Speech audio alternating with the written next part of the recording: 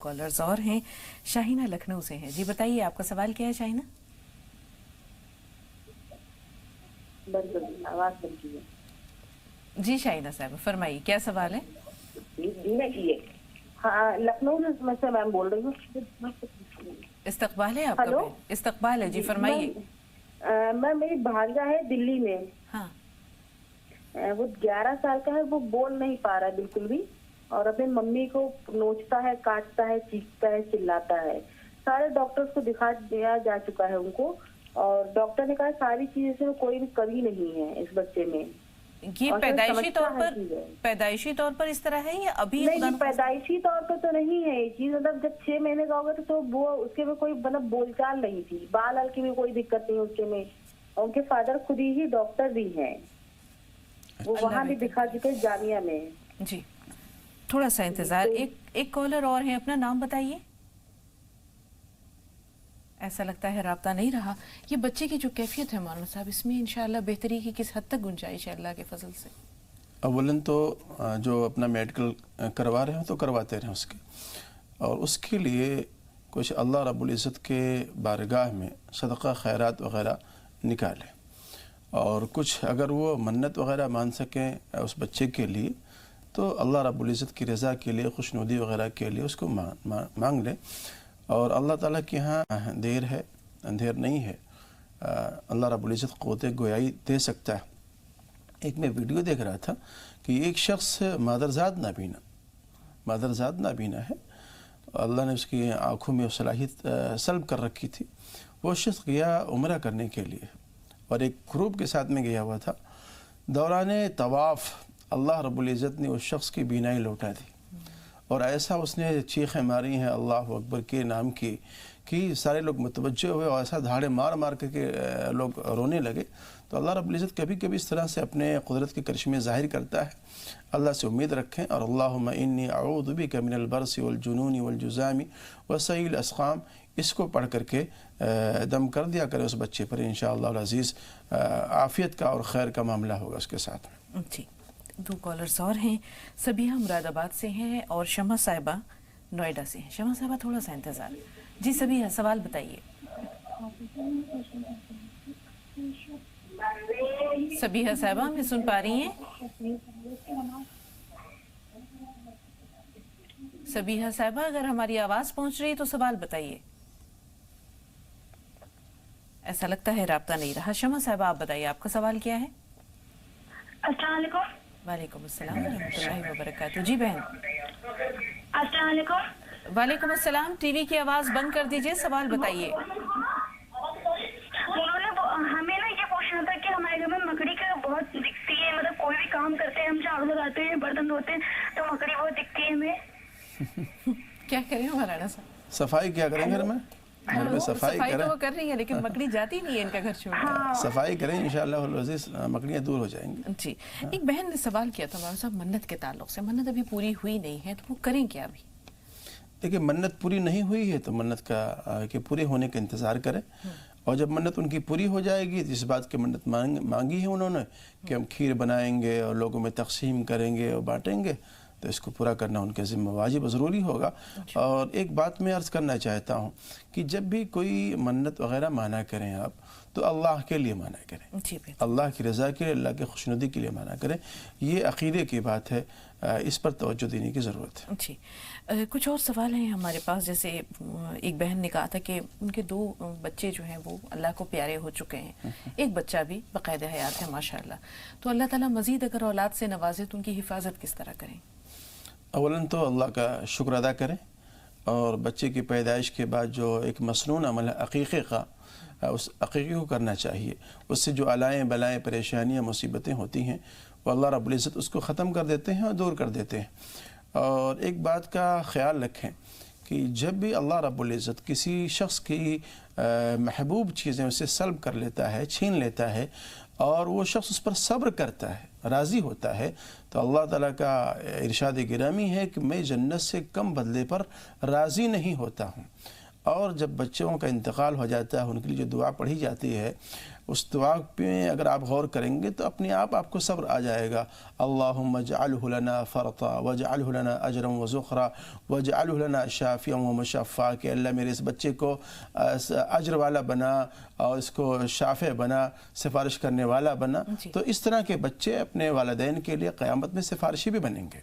مزید حفاظت کے لیے حفاظت کے لیے کوئی وظیفہ یا دعا اگر اللہ تعالیٰ اولاد دیتا ہے انشاءاللہ تو جب اس طرح سے بچے کی کوئی پیدائش وغیرہ ہو جائے گی تو کوشش اس بات کی کیجیے گا کہ کسی بھی عالم دین سے رابطہ کر کے اس کے لیے کچھ، غالباً ایک صحابی ہیں حضرت جعفر طیار رضی اللہ تعالیٰ عنہ، کچھ کلمات قرآن کریم کی آیات وغیرہ لکھوا کر کے ان کے گلوں میں ڈال دیا تھا تاکہ شیطانی وساوس سے اور دیگر چیزوں سے محفوظ رکھے.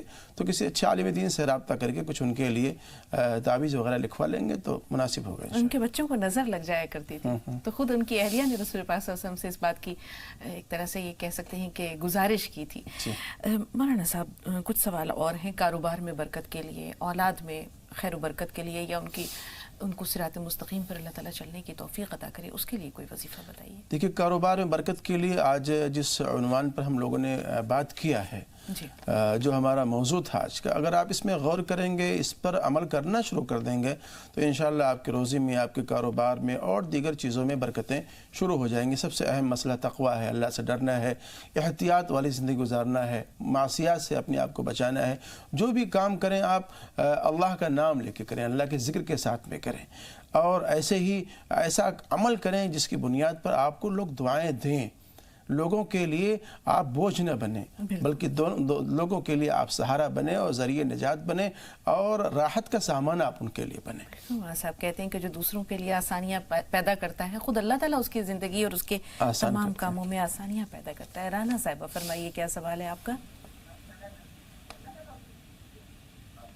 رانا خان بیکانیر سے فون لائن پر موجود ہیں. بہن اگر آپ ہمیں سن پا رہی ہیں تو سوال بتائیے. السلام علیکم رحمۃ اللہ وبرکاتہ. باجی وعلیکم السلام ورحمۃ اللہ وبرکاتہ. جی بہن میرا 2 سوال ہے، آپ تھوڑا غور سے سنیے گا پلیز. جی ضرور انشاءاللہ فرمائیے. ہاں میرے اوپر نا کمرہ بنا رہی ہوں، مکان 2 کمرے. ہاں تو خواب میں دیکھا ہے کہ میں نے نہیں دیکھا، میرا بچہ خواب دیکھا ہے کہ 2 سانپ ہے اوپر آپس میں لڑ رہے ہیں. اچھا جی پھر؟ اور دوسرا سوال بنا رہی ہوں لیٹرن باتھ روم، تو اوپر دیکھا خواب میں کہ 2 سانپ آپس میں لڑ رہے ہیں. جی اور دوسرا سوال یہ کہ میرا بچہ بیمار بہت زیادہ پڑ جاتا ہے. 24 سال کا لڑکا ہے، بیمار بہت زیادہ پڑتا ہے، پھر کیا وجہ ہے؟ جبکہ ہم سب 5 ہماری فیملی 5 ہم نماز روزہ کرتے ہیں، اللہ کی عبادت کرتے ہیں، بچہ اذان بھی دیتا ہے، ہم پورے پرہیزگار ہیں، صبح اٹھ کے نماز پڑھ کے قرآن شریف پڑھتے ہیں کہ پورے گھر حفاظت میں ہے، لیکن اللہ بہتر جانے کیا ہے ہمارے ساتھ. نہیں انشاءاللہ اللہ بہتر کرے گا. آپ تھوڑا سا انتظار، شانو کا سوال لے لیں پھر آپ کے سوال کی طرف آتے ہیں. شانو ہمیں سن پا رہے ہیں؟ ہماری آواز؟ جی شانو فرمائیے بھائی کیا سوال ہے؟ والدہ کے پیروں میں سوجن آ گئی ہے اور ان کے پیروں میں درد بھی رہتا ہے اور ہم ڈاکٹروں کو بھی دکھا چکے ہیں. شوگر ہے انہیں؟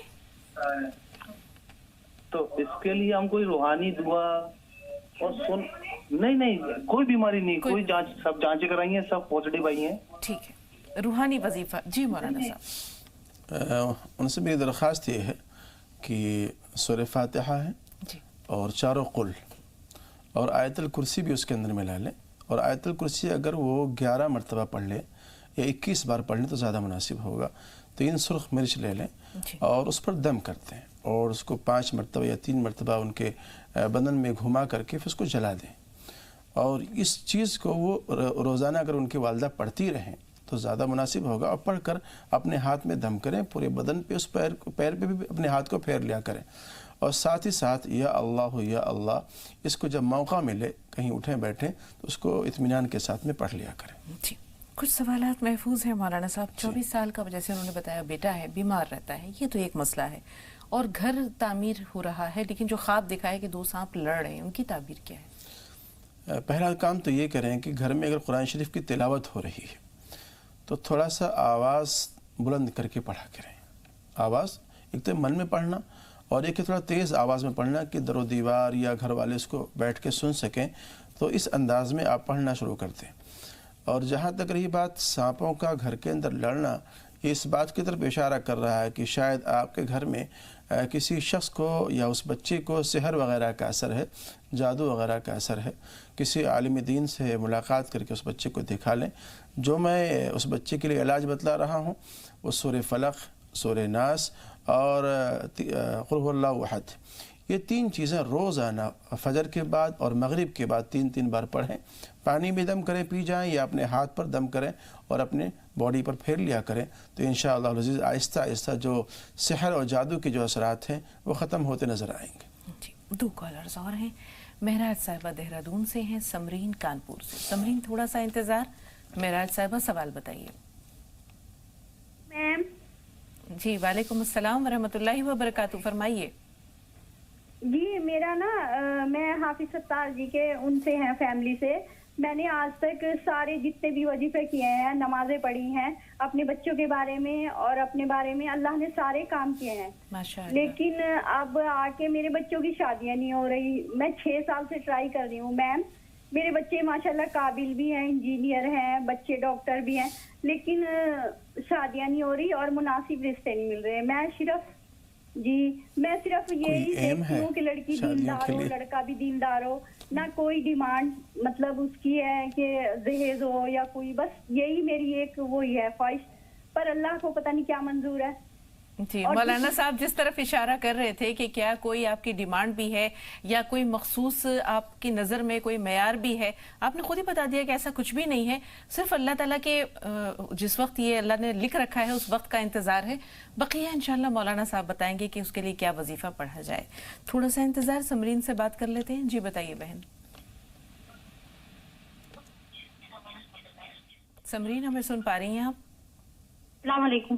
وعلیکم السلام ورحمۃ اللہ وبرکاتہ. مولانا صاحب کو بھی السلام. جی وعلیکم. میرا یہ سوال ہے، میری امی کی 3-4 دن سے سیدھی آنکھ الٹی آنکھ بہت پھڑک رہی ہے، اس کے بارے میں پوچھنا.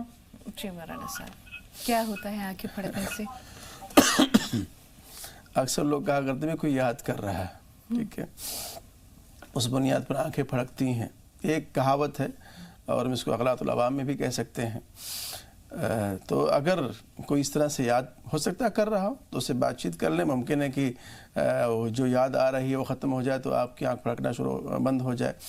اور دوسرا کام یہ کر لیں کہ آپ فَكَشَفْنَا عَنْكَ غِطَاءَكَ فَبَصَرُكَ الْيَوْمَ حَدِيدٌ یہ 11 مرتبہ پڑھیں اور پڑھ کر کے اپنے ہاتھوں میں دم کر کے اپنی آنکھوں پہ پھیر لیں. انشاءاللہ العزیز آنکھ پھڑکنا بند ہو جائے گا. کچھ لوگ یہ بھی کہتے ہیں ہمارا صاحب کچھ انہونی ہونی ہوتی ہے تو بھی آنکھ پھڑکتی ہے. اللہ بچائے اگر ایسا کچھ مسئلہ ہے تو اللہ اس کے لیے کیا کریں؟ کوئی صدقہ وغیرہ دیں؟ ہاں صدقہ نکال دیں. اللہ محفوظ فرمائے. میں دعا گو ہوں ان کے لیے کہ ہم تمام لوگوں کو اللہ تعالیٰ اس طرح کے بلیات سے مصیبتوں سے محفوظ فرمائے. ویسے اسلام میں ان چیزوں کے لیے کوئی گنجائش نہیں. یہ توہم پرستی ہے.